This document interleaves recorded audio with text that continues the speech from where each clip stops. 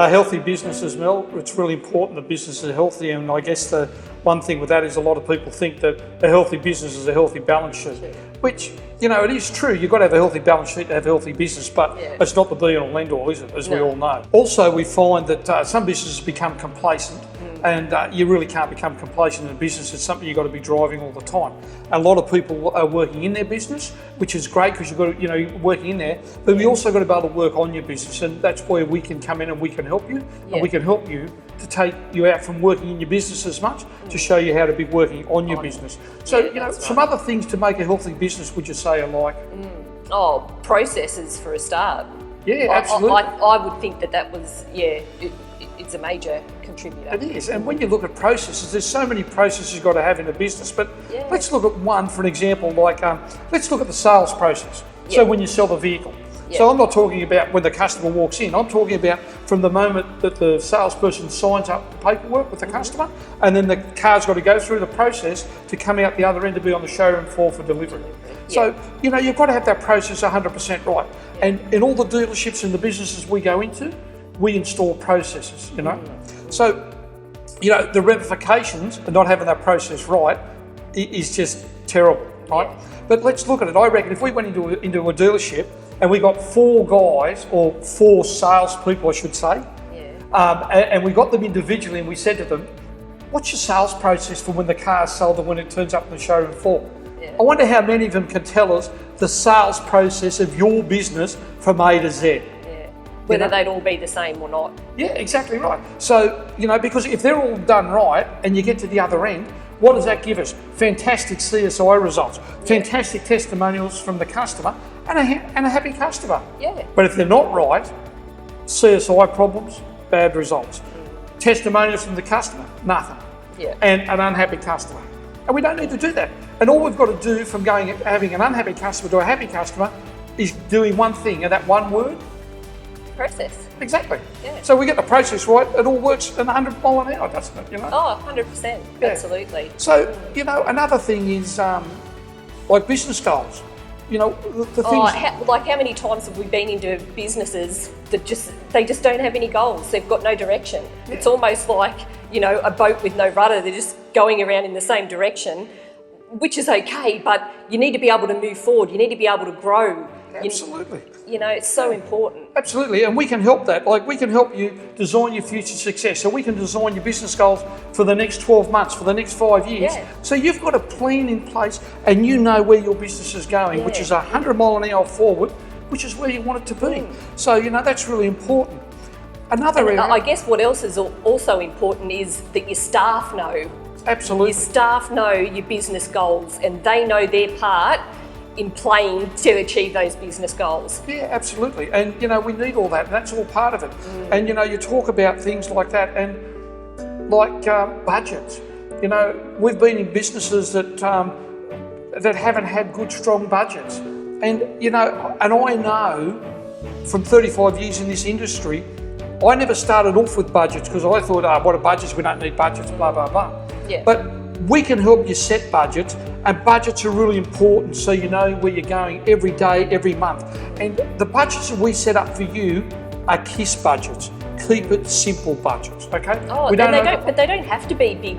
Absolutely. Astronomical budgets. It just even on a spreadsheet we might design with you, and that's all it needs to be. It doesn't need to be something that needs constant monitoring, that's 4 or 5 pages long that you don't even understand. Exactly right. You want a budget so you know what I've got to turn over, or what I've got to sell, or what I've got to do on a daily and monthly basis. All you want to know is that it's X amount of dollars to open this dealership for the month, divide that by the amount of days in the month, and that's how many dollars I've got to get a day. That's how simple a budget is. And we've got other people who want to reinvent the wheel, which is what we don't do. We just realign the thing. That's right. So, it's as simple as that.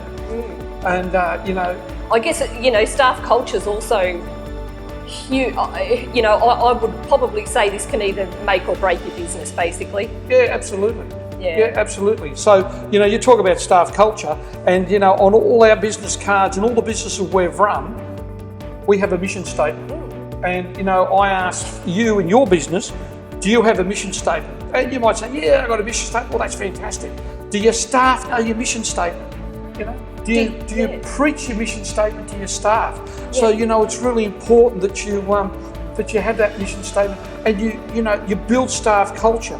You build it in teamwork. Yeah, absolutely. And the guys need to know, as I said before, with your business goals, they need to know, where the business is going and what their role is. They also need to be involved in daily, weekly and monthly meetings, so everyone is on the same page, because, let's face it, if we didn't have those meetings in Griffith, we wouldn't have got to where we got to at the end with that business, because everyone needs to be on the same page, and it's just impossible to run a business without that support. Exactly right. And when you talk about your meetings, sales meetings should be done daily. Yeah. Okay. You should be having toolbox talks with your tech should be having toolbox talks weekly. Yeah. You should be having management meetings weekly. The DP realistically should be having a meeting with his parts and service manager weekly. And he should be having a meeting with his financial controller on a weekly basis. They don't have to be hour meetings. You might think, oh man, I'm going to be in meetings all day, every day. You don't have to be. The managers' meetings would run probably 15, 20 minutes max if you run it effectively and you run it properly. Yeah. And all the sales meetings are 5, maybe 10 minutes a morning. Yeah. And the other weekly meetings are 10 minutes, maybe 15 minutes max. So if you added all that time up, you wouldn't spend more than 2 hours a week running your whole business, to have your hands on, be in control of your whole business. And if you get that right, that gets teamwork right, that gets team morale right, and it all works from there.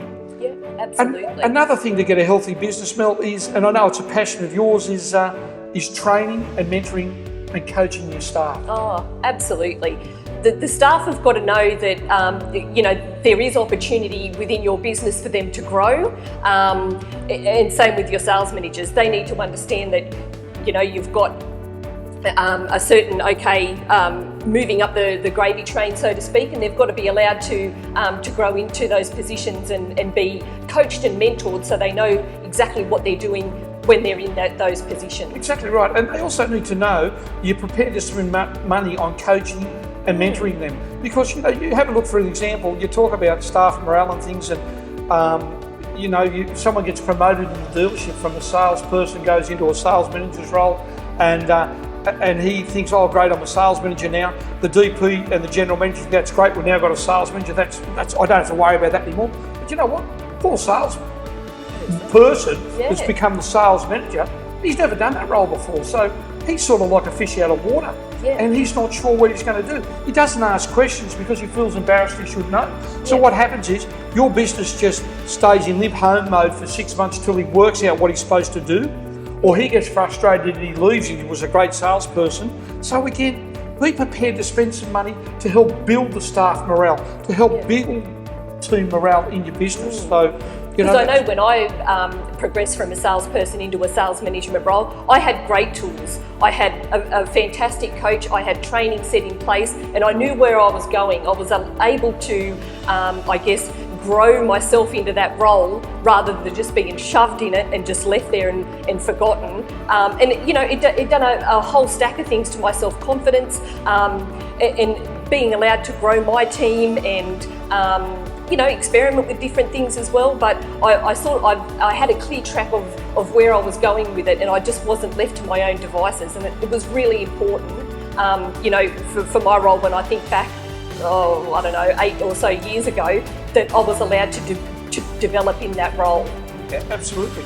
And another thing about a healthy business is, and you talk about things that can make and break businesses, we're talking about balance sheets and things like that, but what about that?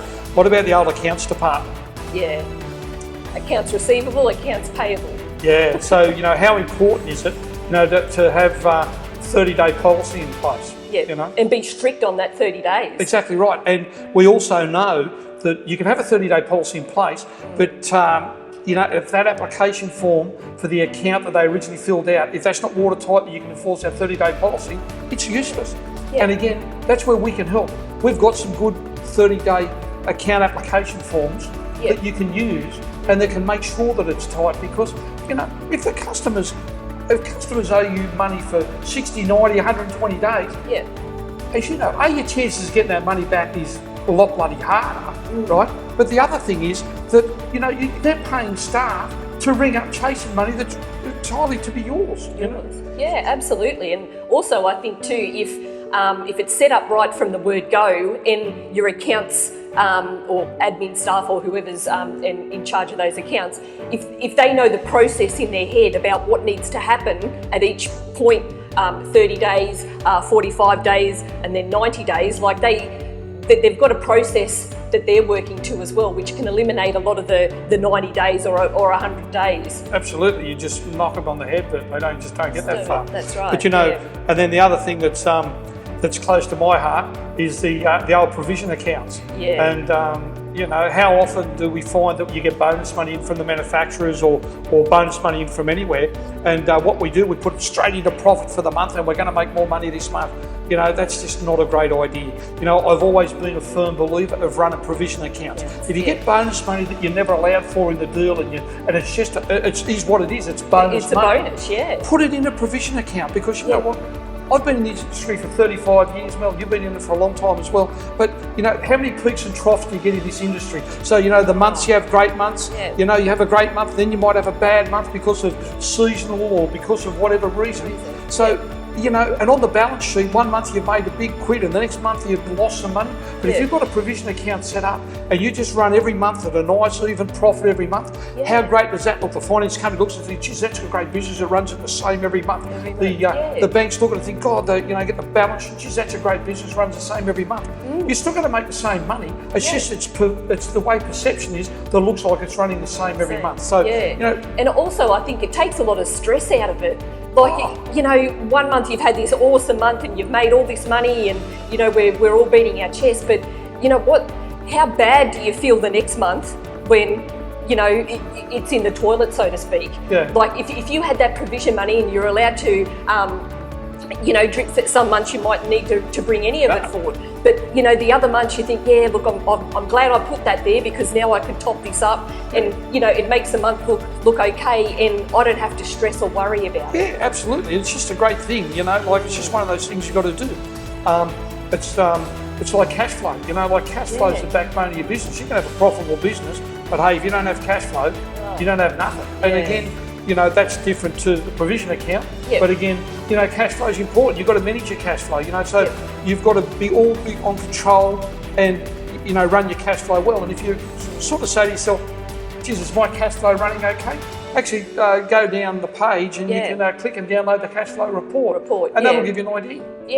We've made that just so you can get a bit of a snapshot about where your business is heading. And look, by all means, give us a call if you'd like to have a chat about maybe improving some systems there or what other alternatives there might be for you.